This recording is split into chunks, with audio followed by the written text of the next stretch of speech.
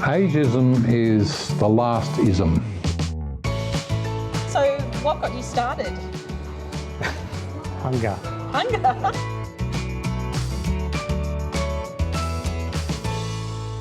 Hello and welcome to The Good Life. I'm Gwen Wilson. And I'm Pete Gatwood. And once again, we've got a great show for you this month. That's right, Pete. Coming up later on the show, we'll be looking at the deep impact our treasured possessions can have. And Toby continues his chat with Ian Day, this time exploring age discrimination in Australia. And later on, our Good Life chef Ben has something really special for us. A spiced lamb and feta pizza. He keeps coming up with them, Pete. He certainly does. But first up this month, Kerryn visited the Wollongong Blood Donor Centre to meet a couple who have clocked up an incredible 600 donations between them. It's amazing, Pete. 600 between two people. I am totally in awe of anyone who can do numbers like that. That is incredible. It's incredible how the simple acts of giving can have an enormous impact, like taking the time to donate blood. Did you know that 1/3 of blood donations help treat people with cancer? That a single donation can save 3 lives, and that age is no barrier to donating. Today, we're at Wollongong Blood Donor Centre on the New South Wales South Coast. We're tagging along with Eric and Louise Lemon, who are both in their 60s. They're old hats at donating. Eric has made roughly 380 blood donations and Louise has made 200. They're going to show us how it's done. So what got you started? Hunger. Hunger? Hunger.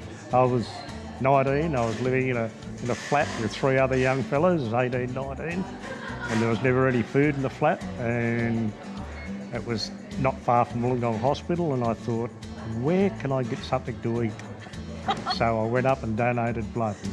Actually, Eric convinced me to come with him. He'd been donating since he was 19, and when just before we got married, he said, yeah, how about you come up and donate some blood? So I went, okay. So it's been going on for 38 years. Wow. What do people need to check or be aware of before they donate? Yep, so to donate blood in Australia, there is an eligibility criteria that you need to satisfy. A few main points that I'd point out for the seniors who are thinking about donating blood.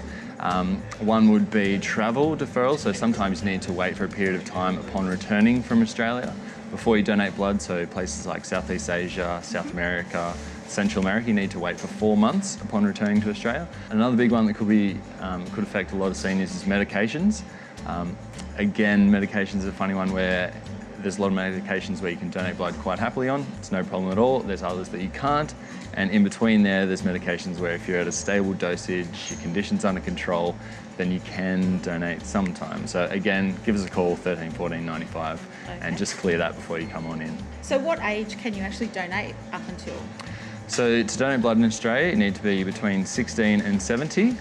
To expand on that a little bit further, you can donate blood all the way through to your 81st birthday. You just can't start donating blood after 70. So if you start at age 69, you can go all the way through to 81st. You just can't start after 70. Okay.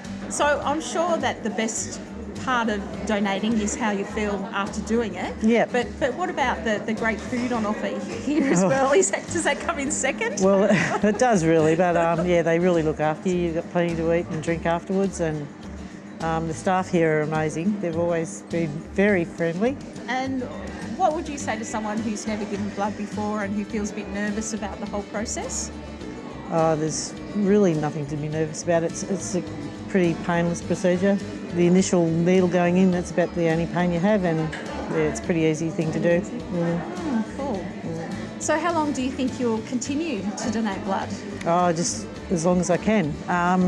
Because I don't take any regular medication and things, I'm still quite healthy and fit, so I'll just keep doing it as long as possible. If you want to help save lives and give back to the community, simply head to donateblood.com.au and make an appointment to donate today. For our next story this month, we sent Good Life correspondent Pat Frencham to talk with Dr. Kimberly Joy Knight from the Centre for the History of Emotions about the importance of our treasured possessions. Each of us own objects that can evoke strong memories or emotions, whether they were given to us by a loved one or even passed down through generations of a family. These objects are anything but inanimate. They are treasured possessions that can be emotionally charged, pregnant with meaning and rich sources of knowledge. Today, we're at the Ribbonwood Centre in Dapto on the New South Wales South Coast, where for the last 7 weeks, Dr. Kimberly Joy Knight from the Centre of Excellence for the History of Emotions has been working with the local community to delve into the stories behind these objects. We sat down with her and some of the project's participants to find out more. Kimberly, how did the Treasured Possessions program come about? So I work for the Centre for History of Emotions at the University of Sydney, and we're a group of researchers who look at emotions in the past. So we'd like seniors to come here and bring their treasured possessions, and then we explore the emotional connection with that object, and we're curating an exhibition together with the seniors where their objects will go on display in the Wollongong City Art Gallery, and they're having their portraits taken and memoirs as well as part of that.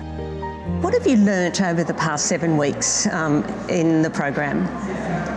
I've learned lots of other people's stories and just been amazed and staggered at the emotions that lie behind all our treasured possessions. Yes, and it's just been fascinating to hear so many different stories. But I've also learned the value of keeping these things for the benefit of others. I think the young people of today are missing out on so much, and I wanted to bring a bit of history into their lives, into certainly my own family's life, but if I can spread it somewhere further, that's great. Well, we've been shown techniques of how to present, how to preserve, how to show things off to better effect, which is one of the reasons I came. We do several activities with them, so we take oral histories where they get a chance to tell us about their history through the object and their connection to it. I've actually got stamp albums, and they're deceased estates, but what makes them treasured is that they have inscriptions, and some of them have letters and love poems and different things that belong to the owner. I had some other things that I thought I might bring, because this one is not very old, but it is particularly treasured because it was given to me by my granddaughter, and it's a little figurine of a grandmother and a granddaughter sitting together. It's a cameo that my husband gave to me when we first started going out together. Then my husband in 1965 was sent to Vietnam, so I gave him this, and there's a note inside on the back of it. I haven't worn this since 1965. Until I started talking about the brooch, I just didn't realise how much of me was in there, you know. The Treasured Possessions exhibition runs till mid-September at the Wollongong Art Gallery. So if you live on the New South Wales South Coast and want to check it out, you can find out more at historyofemotions.org.au. We know there is discrimination based on gender, race or sexuality, but what about discrimination based on age?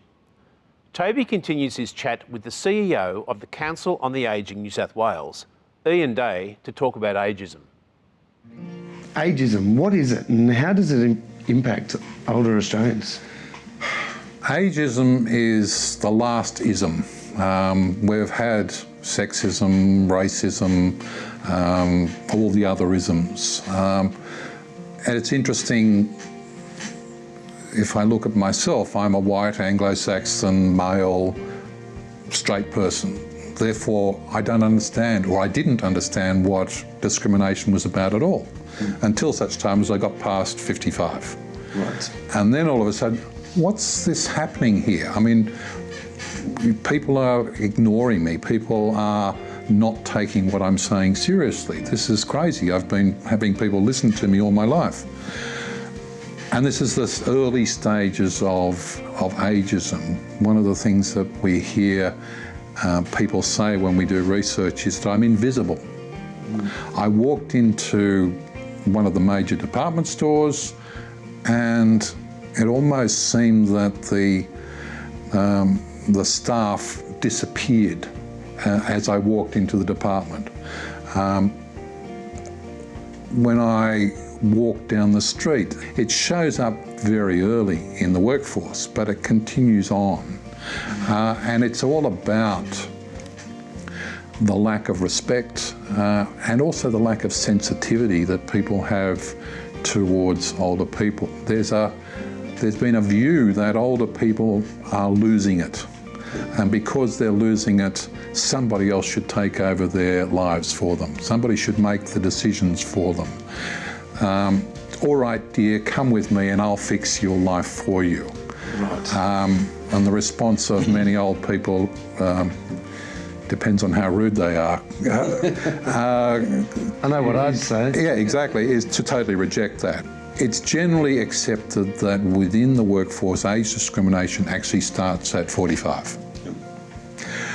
By 50, people looking for a job after they've been laid off and so forth are having difficulty. By 55, very, very difficult unless they've got a particular skill base which is not satisfied by young workers coming through. So if given the opportunity, employers are saying younger workers versus older workers will go with the younger worker every time. And that attitude needs to be examined. And it needs to be examined by the companies themselves. I mean, the irony is that many CEOs of those companies would never get a job in those companies because they're over 50.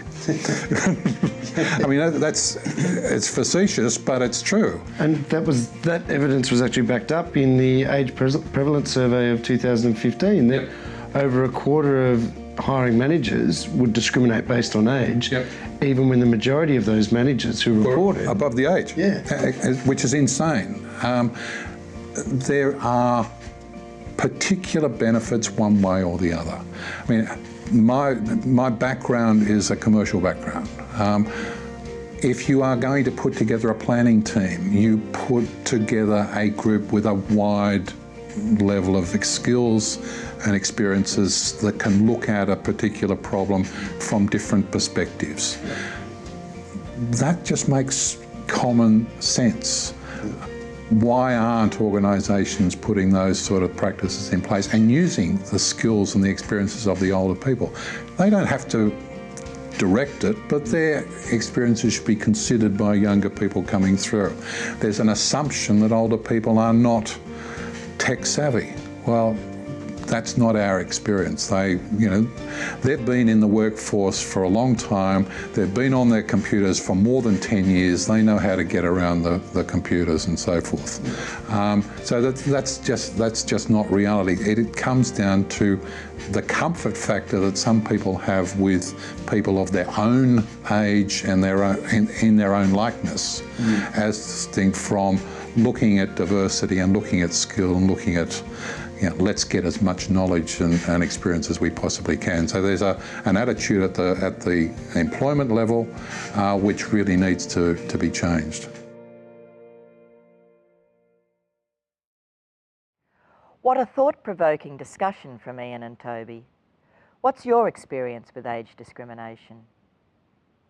In my mid-50s, I moved cities and started applying for jobs constantly. I found one huge problem was the resume.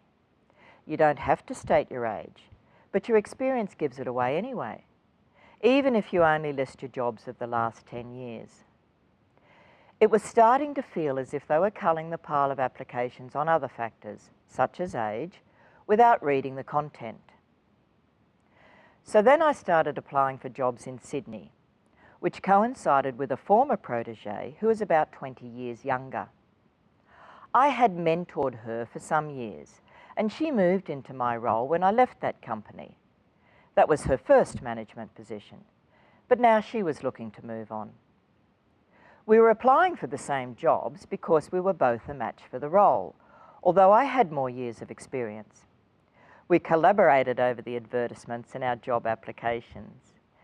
She was getting callbacks and some interviews, and I wasn't. She was as surprised as I was, especially in those positions where the added experience would have made a difference. That is when I knew for sure that the problem was my age. We all have a role to play in changing the culture of ageism, So let's call it out when we see it. Nobody, young or old, should tolerate discrimination. How do you notice age discrimination in our society? We'd love to hear your experiences. Share your story with us in the comments. Well, we're back in our Good Life kitchen with our Good Life chef, Ben. How you going, Peter? We're very well, thanks, Ben. Welcome back. Thank you. And what's on the menu for today? Something a little bit different today. I mean, we've all had pizzas before, and they can be a bit hard to make doing the dough and so forth. So today I'm just going to do a spiced lamb and feta pizza on Turkish bread. Wow. So we'll get started. So I've got the onion. Let's get that going. So there's a bit of a Greek feel to this old Italian dish, Ben. Mate, there's a bit of everything in there, to be quite honest. So you've got that Mediterranean, yes, Middle Eastern combination of flavours, which will come up quite nice together. And we'll get the... I think the smell of onions and garlic cooking, it, to me, one of life's great aromas. It is. Just as the heat's going through this. So this will take about 5 minutes. Yep. And we'll just... So you want the lamb cooked through? We want the lamb cooked through, but we don't want it cooked out, cooked too much. All right, here we go. The lamb's just cooking out that little bit more. Nice. Yep. And we're at that point where we can add our... Oh, okay, you added this point. Tomato. Right. So before we do that... The whole lot? All of it. What's that, about a tablespoon? 2 tablespoons of sumac, 2 tablespoons of ground coriander, and 2 of cumin. Right. Half a teaspoon of chili powder. Oh, is that all? You don't need much, Peter. So we get that in while that's cooking out. Particularly if kids are eating it. Well, this is it. It's not that much. It just adds a different dimension to this. Yeah. All right. So I'll give you the reins. You can start stirring that. Yep. And I'll get some other things ready while we're at it. So I've got some tomatoes and some parsley. So I'm just going to dice up the tomatoes and chop the parsley. The lemon will be at the end. Yep. Once we're finished, so I'll just get that ready. Tomatoes. Nothing flash, just a simple dice. We'll chop them up. So we've got our tomatoes there. So as you see, just a rough dice, nothing too fancy. And we'll keep that, just put it on top of the pizza prior to going in the oven. Right. Okay, and just some parsley. Just give it a rough chop. That's smelling good. Okay, you ready there? I'm ready. Okay, what we're going to do, some pepper. Yep. All right, that should be about right. So once that's bubbling away, yep. So probably give it a few more minutes. So I'll get the Turkish bread out. Now, literally get your Turkish bread and we're going to cut it right down the middle. Okay, this is where our hummus comes in. Oh, right, okay. Traditionally, pizza, we've got the tomato base, but because we're going along that Middle Eastern, Mediterranean feel, we use the hummus. Beautiful. As our base. So it's nice and simple, just spread it out. So there's your hummus, very simple. Now we're ready for the pizza mix. Right. So look at that. Yeah, that is delicious. Yeah. So as you can see, it's not nice dry. And moist, yeah. It's not dry. It's got plenty of juice and liquid in there. And, I mean, the audience can't smell, but it smells good. Oh, yeah, well, it does. Right, so no doubt. grab that off you, put that away. Now, all we do, we just spoon it on. So that was about half a kilo of mince I used there, which will be more than enough for this pizza. That's brilliant. Plenty there. So this is where we've got our feta, straight on top. You can be generous. And remembering when we added the salt and pepper earlier on, be careful because the feta is salty. Right. So simple. This is where the tomatoes come in, just on top.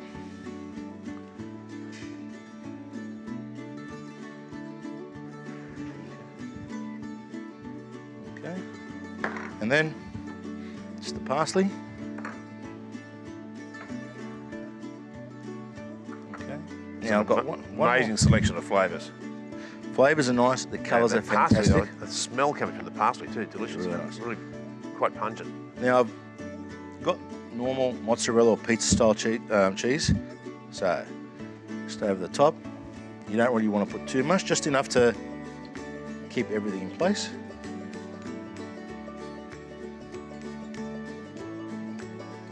And that's ready to go. Yeah, great colours too. Just get The yellow, the green, the red. It is very nice. Yeah, very appealing. So there you go. Alright.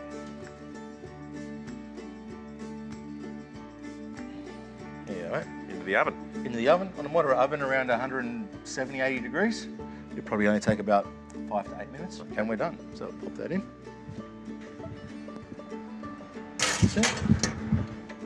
And we'll come back to it when it's ready. Fantastic. Oh, look at that. Wow.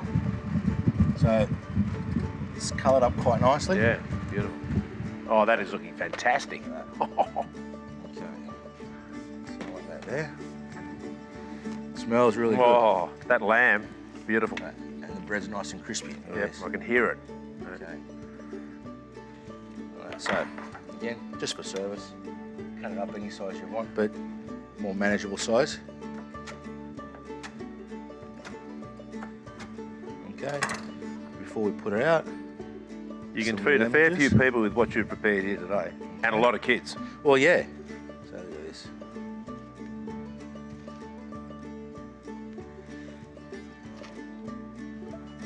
Wow, look at that. Looks brilliant. All right. Smells wonderful. There you go, spiced lamb pizza with feta on Turkish bread. That's our show for this month. Our thanks to everyone involved for sharing their expertise and stories. The next episode of The Good Life will be available in early August. In the meantime, don't forget to subscribe to our channel on YouTube. I'm Pete Gatwood. And I'm Gwen Wilson. And we'll see you next time on The Good Life.